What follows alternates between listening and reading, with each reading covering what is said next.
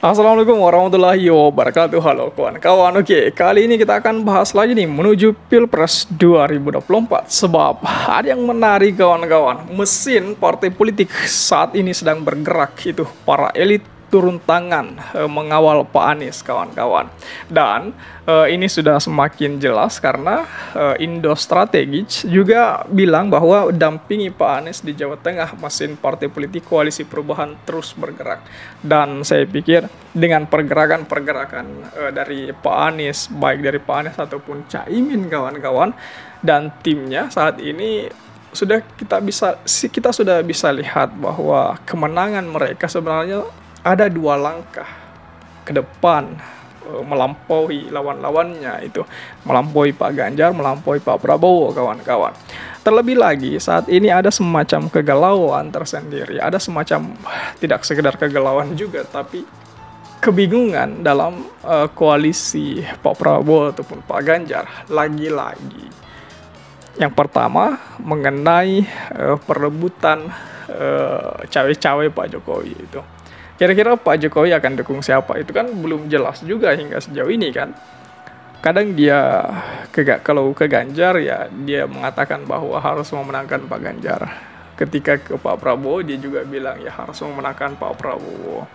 Ini yang kemudian menjadi dilematis tersendiri dalam tiga ranah itu. Pak Ganjar, Pak Prabowo, dan Pak Jokowi. Terlebih lagi jelas akan terus dipantau perkembangannya dari CCTV paling besar di belakang itu dari Bu Mega pasti. Dan semacam itu jelas membuat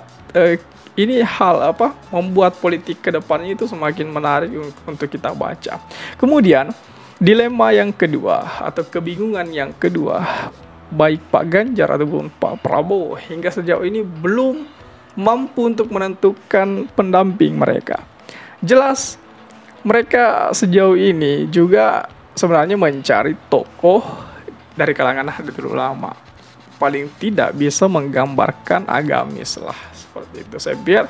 Dan untuk mengambil agamis jelas mereka sebenarnya juga mencari sosok yang seperti Ma'ruf Amin, yang seperti yang tokoh-tokoh yang kiai-kiai sepuh seperti itu, untuk hanya sekedar dimanfaatkan untuk memenangkan Pilpres 2024 itu seperti Pak Jokowi kemarin kan, ya mungkin seperti itu mungkin.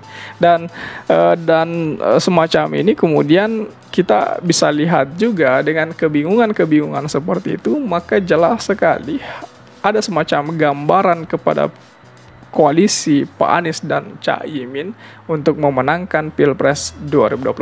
Sebab langkah mereka tak mampu dibendung lagi. Langkah mereka sudah semakin jauh meninggalkan para pesaingnya saat ini kawan-kawan. Coba kita analisa lebih dalam lagi.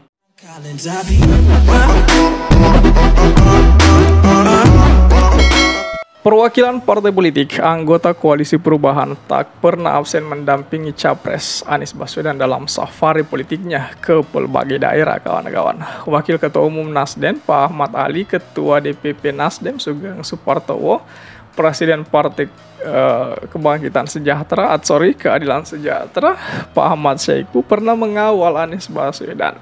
Sedangkan dari PKB ada Wakil Ketua Pak Jazilul Fawait dan tentu saja Ketua Umum mereka, pasangan dari Pak Anies, Caimin, itu juga selalu mendampingi Pak Anies dalam setiap safari-safari politiknya kawan-kawan. Nah, Direktur Eksekutif Indo Strategis, yakni Pak Ahmad Hoir, itu menjelaskan bahwa para petinggi partai politik itu menunjukkan solidaritas mesin politik pendukung Pak Anies. Selain perlu aktif menyapa pemilih, mesin partai politik itu juga menjelaskan dan mensosialisasikan urgensi dukungan terhadap pasangan Anies dan Caimin, kawan-kawan. Ya, dia menilai bahwa ketiga partai politik tersebut perlu menjelaskan dan menyamakan persepsi dan pandangan di segmen pemilihnya, yaitu kalangan Nahdliyin dan pemilih PKS serta basis nasionalis Partai Nasdem, kawan-kawan. Penjelasan itu akan menentukan ikhtiar sosialisasi itu berjalan efektif sekaligus mitigasi strategi pendekatan untuk memperkuat basis elektoral di Pilpres 2024, ujarnya. Nah, Indo Strategik itu juga memantau bahwa dampingi Anies di Jawa Tengah, mesin partai politik Koalisi Perubahan terus bergerak. Dalam kunjungan safari kebangsaan di Kabupaten Kebumen, Banyumas, dan Cilacap, Pak Anies didampingi petinggi PKS, PKB, dan Nasdem, kawan-kawan. Partai Nasdem, Partai PKS, kemudian PKB, itu tergabung dalam Koalisi Perubahan untuk mengusung pasangan Anies dan Gus Muhaimin. Dalam kunjungannya menyapa warga di ketiga kabupaten di Jawa Tengah tersebut, Pak Anies didampingi para petinggi ketiga partai politik pengusungnya. Ketua Umum Partai Kebangkitan Bangsa Muhaimin Iskandar yang juga sebagai bakal cawapresnya turut mendampingi Pak Anies, kawan-kawan. Demikian juga dengan Wakil Ketua Umum Nasdem, Pak Ahmad Ali, Ketua DPP Nasdem, Pak Sugeng Supartowo, kemudian Presiden Partai Keadilan Sejahtera, Pak Ahmad Syahiku turut mengawal Anies Baswedan. Pak Ahmad Khairul Umam, itu Direktur Eksekutif Indo Strategik, menjelaskan bahwa para petinggi partai politik koalisi yang mendampingi Anies menunjukkan bahwa ketiga mesin politik partai itu sedang bergerak untuk memenangkan Anies Caimin di Pilpres 2024, kawan-kawan. Selain perlu aktif menyapa pemilih, mesin partai politik itu juga perlu menjelaskan dan menyualisasikan urgensi dukungan mereka terhadap pasangan Anies dan Gus Muhaimin. Anies mengawali kunjungannya ke pondok pesantren Al-Kahfi Somalangi itu di Kebumen. Kemudian dilanjutkan ke pondok pesantren Al-Falah. Dia juga berziarah ke beberapa makam para ulama. Selain itu, kawan-kawan, Pak Anies juga bertemu dengan budayawan Banyuwas, yakni Pak Nasirun Purwokartun itu. Ini yang menarik sekali, kawan-kawan, bahwasanya ada semacam tekad buat Koalisi Perubahan saat ini yang tidak mampu lagi untuk dibendung oleh para koalisi dari Pak Prabowo dan Pak Ganjar. Lagi-lagi saya katakan itu, kawan-kawan. Sebab langkah-langkah yang telah dimainkan saat ini oleh Koalisi Perubahan ibaratnya semacam main beberapa langkah lagi itu langsung menskakmat lawannya lah kalau di wilayah catur itu.